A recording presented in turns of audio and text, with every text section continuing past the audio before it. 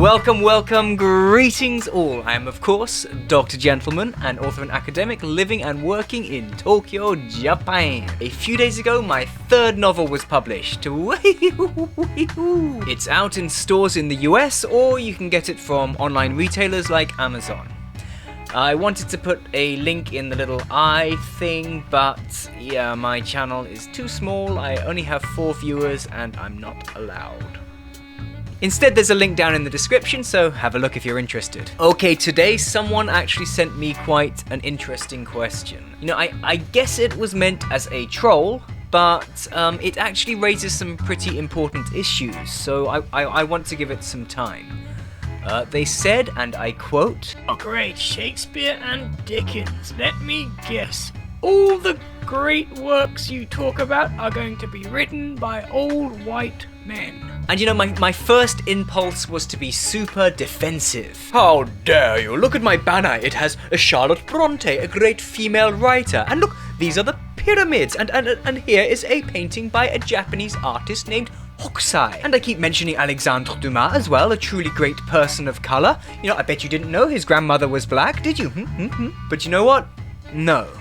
You know, this is an important thing to cover, so I'm actually pretty glad that somebody raised this. The honest truth is that yes, no matter how hard I signal my virtue, you know, if this channel turns out the way I envision it, I can't pretend it's not the case that 90% of the videos are going to be about works created by white men. Not necessarily straight white men, but yes, white men nonetheless. And this is because I am basing my series on the Western canon of great art. My background is in academia, and for all that, you know, current academic discourse tries to promote inclusivity and diversity, for all that, you know, the far right want to paint the university system as this hotbed of Marxist indoctrination, the fact is that there has been centuries of academic discourse about works created within that system. You can call it cultural imperialism, you can call it self-serving, you can absolutely work towards a future where the canon looks very different. Feel free. But for now, the vast majority of what English speakers call great art has descended from the classics and has been produced in a primarily European style. And yes, this is what I know. This is the established canon that I feel comfortable talking about. You can find a wealth of information elsewhere about the works of cultures that I know nothing about, and I fully encourage you to go and look into that if that's what you want to know about.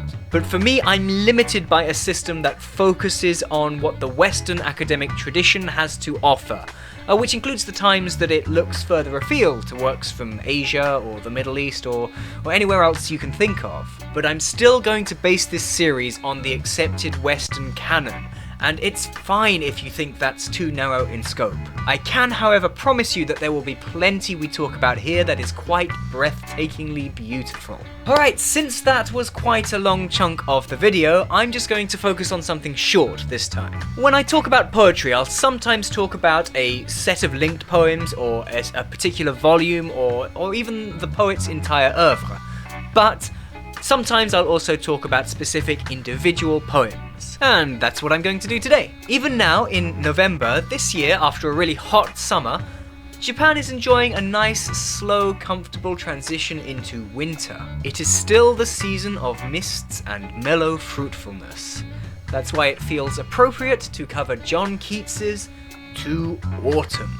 To Autumn is a highly celebrated poem.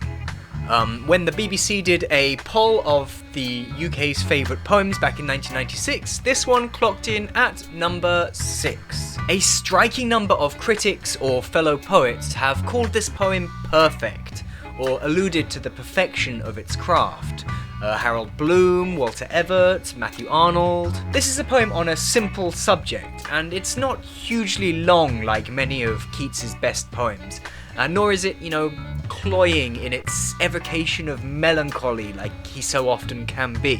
But it keeps what it expresses in a very careful balance. Keats describes autumn as a time of ripening fruits and warm days, then as a time of sleepy, almost gentle harvesting, and then finally as a time full of natural music. A lot of great poems, and almost all of my favourites, are narratives. They They tell a story beginning to end. And that includes a lot of Keats' great work too. But here he purposely doesn't give us a progression. He gives us scenes painted in warm colours and suffused with a feeling of satisfaction and peace. More so than most romantic poetry, even more so than his own Ode on a Grecian Urn. This feels like the poem as an object to be admired, for its own inherent beauty rather than for the story it tells. It beautifully evokes a time of year without being too tied to the period of composition or even to the place it describes. Some have called this a nationalist poem, idealizing England above all others. But I feel like these words could easily apply to a number of countries with similar climates. We shouldn't overcomplicate this work. Keats so rarely keeps things simple, and that's partly why it's often so easy to laugh at him. But when he does, it's just so perfectly executed. For me, the genius of this poem is in its rhythms. This is a masterclass in the manipulation of iambic pentameter. While he and the other romantics innovated the themes of poetry in many ways, Keats was a staunch traditionalist, at least when it comes to style and form, but he really knew how to use the tools that tradition gave him. This is what we call an odal hymn, and Keats uses a pretty strict rhyme scheme. But everything he's doing here is in order to slow the reading down and make it heavy and rich. He almost never lets the rhythm flow, but constantly breaks it by reversing some of the iambs, or using what we call spondies, which is two stressed syllables together. He uses this technique again and again. If you're not familiar with iambic pentameter, What kind of human being doesn't know what iambic pentameter is? well, it's the dominant way of composing poetry in English, at least until about 100 years ago.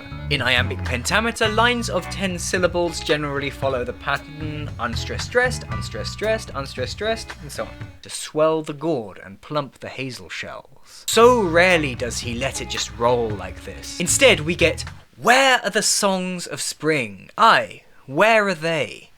Think not of them, thou hast thy music too." Do I think this is a perfect poem? No. Some of the word choices don't sit all that well with me. I can't think that even in Keats's time it was a good idea to end this incredible poem with "gathering swallows twitter in the skies." I do personally prefer my poems with more heavy-handed imagery, like, Ozymandias or Dulce et Decorum Est. When I first heard this poem, I thought the slow rhythms were less rich than dull. But I grew to see this poem as a kind of exquisite jewel. Like a jewel, sometimes you pick it up just to admire it, and maybe to see some tiny detail that you've never noticed before. Yeah, it's like that. Keats wrote this poem in the September of 1819, and it was the last work he ever composed. Although during 1820 he was editing his other poems, preparing them for publication. His health deteriorated, and in 1821 he fell victim to the same disease that had killed his mother and both of his brothers. Then they called it consumption, but today we call it tuberculosis. He died at the age of 25, with a few poems published, but mostly bad reviews, and a small circle of supporters who would eventually ensure his posthumous fame. And yeah, it's great that they worked so hard for him, and without them, his beautiful work would probably have been forgotten and faded into obscurity. But sometimes the way they used his death is kind of infuriating. For example, his epitaph. He gathered his friends around him when he realized he was going to die, and he said, "I just want my grave to say one thing. Here lies one whose name was writ in water." And I guess everyone went, "Oh, that's so you, so you." And then when he passed away, his supporters had his headstone inscribed, and I'm paraphrasing here, but it was something like, "Here lies a poet who died with a bitter heart thanks to his cruel and cold-hearted critics, who led him to say, 'On my grave I want nothing written but, here lies one whose name was writ in water.'" Yeah, that's not really what he wanted though, guys, is it? Huh? Is it? Now, Keats is in many ways an archetype of what a poet is. You know, when he's not a dashing Lord Byron type. He was sensitive, frail of body, didn't make friends easily, underappreciated and poor, mocked by critics who judged him by his friends' works, selfless, unlucky in love, but able to burn truly brightly before dying young. He was never satisfied with what he wrote. You know, I have left no immortal work behind me, he said. You know, happily quite wrong about that. His life was not thrilling or full of adventure, but dedicated to poetry and the study of beauty. Somehow the fragility and brevity of his life in some way add a kind of authenticity to his writing. Although, you know, I would argue that a new critical, kind of completely detached reading of his works would still, you know, have just as great an impact. I'll have more to say on the life of Keats when I talk about his other poems, or about his relationship with or influence on other poets like Leigh Hunt and Wilfred Owen, but all through this autumn, lines from this poem kept coming to my mind, so it seemed fitting to talk about this particular great work. Okay, that's all for today. You know, we only talked about one work, so I've only said a fraction of what I want to say about Keats, but there'll be plenty of time for that in the future. Please do all the usual YouTube stuff, and if there are any questions you want me to answer, send them to the email that's in the description. Keep on reading, and I will see you again next time for another great work.